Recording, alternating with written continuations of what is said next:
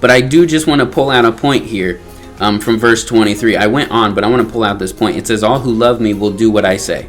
My Father will love them, and we will come and make our home with each of them.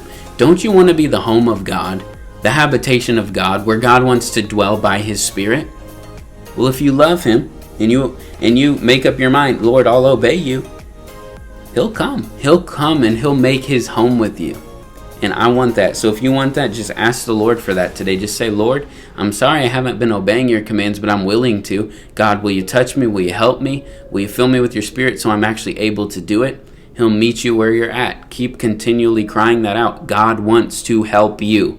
He didn't set you up to fail. You're failing because you need to be filled with his Spirit. Now look at this in verse 27. I am leaving you with a gift, peace of mind and heart. Isn't that amazing? Don't you want peace of mind and peace of heart?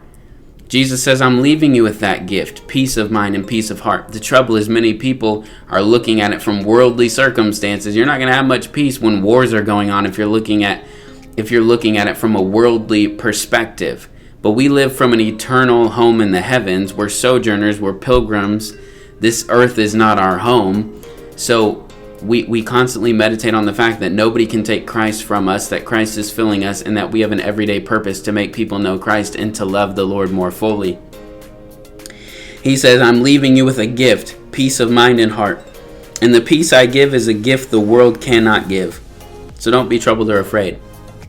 Now we know we can feel some sort of sense of peace in the world, but it's not true peace. See, Jesus' peace can't be taken away. It rests in your spirit that's been born again. It says, so don't be troubled or afraid. And in John 14:1, if I'm not mistaken, around there, it says, don't let your hearts be troubled, neither be afraid. So the Lord gives you his peace, and then he gives you a command. Don't let your heart that's already still be troubled. So steward the peace that God gives you. Steward the peace that he's put in your spirit. It says, remember what I told you. I'm going away, but I will come back to you again. If you really loved me, you would be happy that I'm going to the Father, who is greater than I am.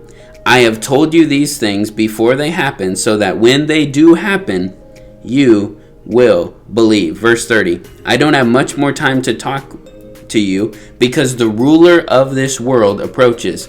Who's the ruler of this world? Satan is the god of this world. Lowercase g. He has no power over me. Another translation will say, he has nothing in me.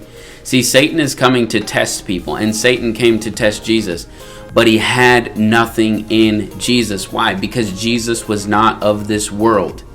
Okay? So when Satan comes to you, if you're born again of the Spirit of God, don't let yourself have any ties to this world so that he can tempt you and drag you away back into sin, drag you away into offense, bitterness, unforgiveness, sexual sin, greed.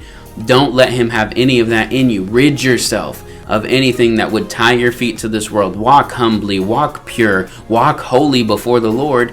And Satan, when he comes to try you, will find that your faith is genuine. Okay?